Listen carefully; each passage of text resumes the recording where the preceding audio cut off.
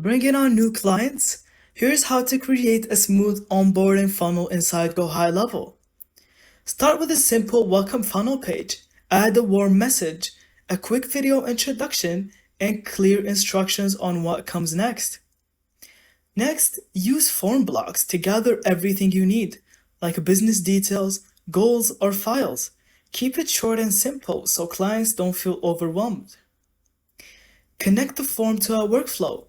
As soon as they submit, send a confirmation email, add them to your CRM, and notify your team automatically. Now, drop in a booking calendar so clients can immediately pick a kickoff call time that works for them. And that's your client onboarding funnel in GoHighLevel. Smooth, automated, and professional from day one. Thank you so much for watching. I hope you found this video helpful. Don't forget to leave us your thoughts in the comments.